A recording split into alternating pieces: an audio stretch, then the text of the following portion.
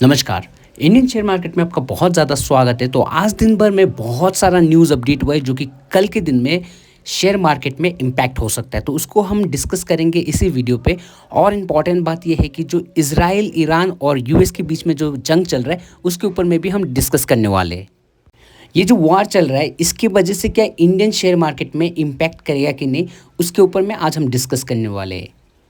और छोटा सा मैसेज है, जितने भी कल प्लानिंग कर रहा है कि ट्रेड लेने के लिए, तो कल थोड़ा अलर्ट रहना है। इस टाइप के माहौल में बहुत सारे ट्रेडर फंस जाते हैं, बहुत सारा लॉस बियर करना पड़ता है। तो इस टाइप के दिन में थोड़ा सा अलर्ट रहना। तो अभी हम डिस्कस करने वाले इंडियन मार्केट ने लास्ट डे में बहुत ही ज़्यादा डाउन था। लगभग निफ्टी 50 1.25% डाउन था, बीएसई सेंसेक्स लगभग 1.17% डाउन था, निफ्टी बैंक लगभग 108% डाउन था। अगर आप नोटिस करेंगे लास्ट ट्रेडिंग सेशन में जब इंडियन मार्केट इस तरह से गिर रहा था उस टाइम में वार स्टार्ट नहीं हुआ था, लेकिन इंडियन मार्केट को पहले ही पता चल गया था कि इस टाइप की एक्टिविटीज़ कहीं होने वाला है। उसकी वजह से मार्केट ने रिएक्शन दिखाना स्टार्ट कर दिया था। तो अब क्या, व्हाट नेक्स्ट?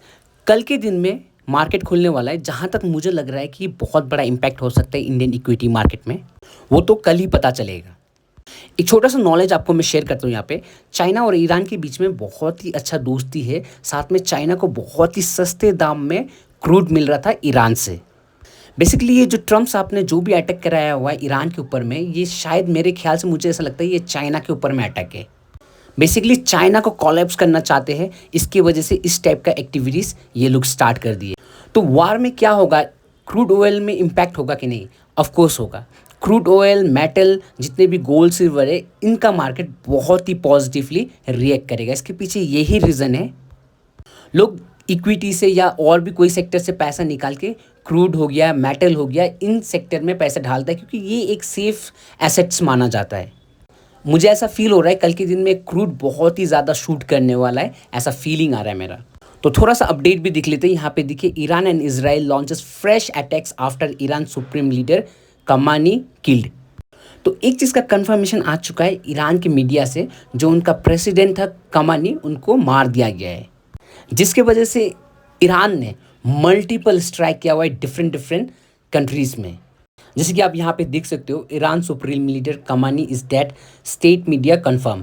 वहाँ का जो मीडिया है उन्होंने कंफर्म कर दिया गया है, जो उनका लीडर है उनको मार दिया गया है ऑलरेडी, जो एयर स्ट्राइक किया गया था उसकी वजह से। मैंने विकीपीडिया में भी चेक किया था तो उसमें भी ये कंफर्मेशन मिला है। जैसे कि आप यहाँ पे देख सकते हो, Iran supreme leader ayatollah Ali कमानी was killed in his office on Saturday morning during US Israel attack।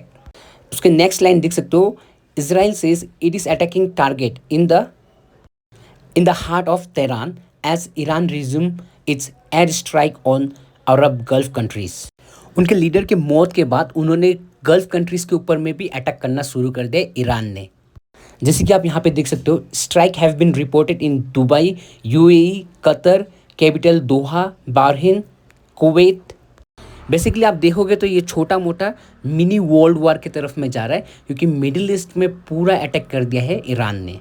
यहाँ पे देख सकते हो, यूएस प्रेसिडेंट ट्रम्प कमानी को एड्रेस किया one of the evil people, और वहाँ का जनता को भी ये अपील किया है कि आप टेक ओवर कीजिए उनका सत्ता। तो आप देख सकते हो यहाँ पे किस टाइप का गेम चल रहा है यूएस की तरफ से। यहाँ पे आप देख सकते हो, एक न्यूज़ में भी आया है, middle east tension. Middle east में टेंशन हो गया, जो यूएस एंड इजराइल ने स्ट्राइक किया है ईरान के ऊपर में। उसके बाद ईरान ने लगातार अटैक कर दिया डिफरेंट डिफरेंट कंट्रीज़ में, जो यूएस के बेस है उनमें, साथ में इजराइल में भी। यहाँ पे एक और रिपोर्ट आया हुआ है, देख सकते हैं, जो 36 ईयर का आयरन रूल था उसको ख़त्म कर दिया गया है, जो इजराइल का प्रेसिडेंट आयतुल्ला अली कमानी को मारने के बाद। थोड़ा सा इंपॉर्टेंट न्यूज़ भी आया है, इनको भी मैं अपडेट कर दूँ आपको। गेल अब आने वाले दिन में इन्वेस्ट करने वाला है लगभग आपका 1736 करोड़ विंड पावर में, और ये इन्वेस्ट होने वाला है महाराष्ट्र में। जीडीपी के लिए थोड़ा सा बुरा न्यूज़ आया है, जीडीपी को रिवाइज किया गया है फाइनेंशियल ईयर 2026 का, जिसमें साइज़ आ रहा है 345 लाख करोड़ का। जो टारगेट बनाया था 4 ट्रिलियन का, वो थोड़ा सा स्लिप हो सकता है, ऐसा मानना है। एक छोटा सा अपडेट आया हुआ है बुलेट ट्रेन रिलेटेड, जैसे कि इंडिया प्लानिंग कर रहा है लगभग आपका 16 डोमेस्टिक बुलेट ट्रेन बनाने का। तो बहुत जल्द आप देख सकते हो कि इंडिया में बुलेट ट्रेन भी रन करना स्टार्ट हो जाएगा। एक छोटा सा अपडेट आया हुआ है एल को लेके। एल ने रिसेंटली एक ऑर्डर विन किया है और ये ऑर्डर आया है आपका LIGO इंडिया ऑब्जर्वेटर की तरफ से। L&T अपने सेगमेंट में, अपने सेक्टर में मास्टर है, पूरा वर्ल्ड में इनका काम चल रहा है और इस कंपनी को लगातार ऑर्डर मिल रहा है। ये बहुत ही पावरफुल कंपनी है, बहुत ही अच्छा कंपनी है, क्योंकि इनको लगातार आप देखोगे तो ऑर्डर के ऊपर में ऑर्डर मिलते जाता है। एक और इम्पॉर्टेंट न्यूज़ आया हुआ है, जैसे कि देख सकते हो टाटा पावर रिलेटेड। एक कंपनी है जिसका नाम है वयोना एनर्जी, इन्होंने साइन किया है 702 मेगावाट टर्बाइन डील टाटा के साथ। एक और इम्पॉर्टेंट न्यूज़ आया है पारस डिफेंस को लेके। इन्होंने एक कंपनी के पास टाई अप किया है जो कि रिलेटेड है सेमीकंडक्टर।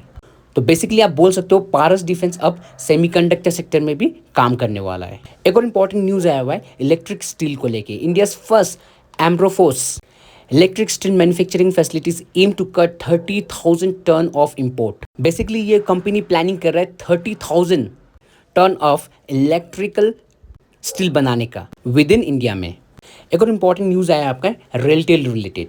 रेलटेल को एक नया ऑर्डर मिला है जो कि 1136.18 करोड़ का, और ये ऑर्डर आपका आया है महाराष्ट्र से। ओवरऑल कंपनी के लिए तो बहुत ही पॉजिटिव न्यूज़ है।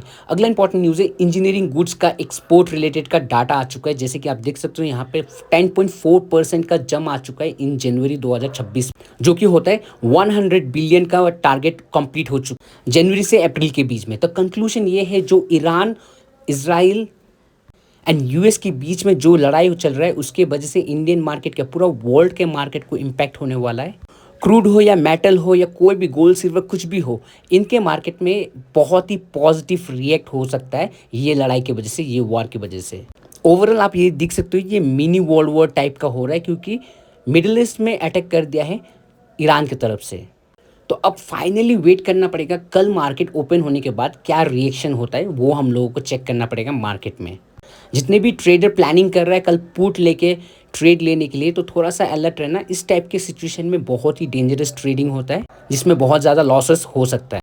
ये वीडियो एक एजुकेशन पर्पज से, बाय सेल का कोई रिकमेंडेशन नहीं है। Thank you so much for watching, have a great day, bye bye.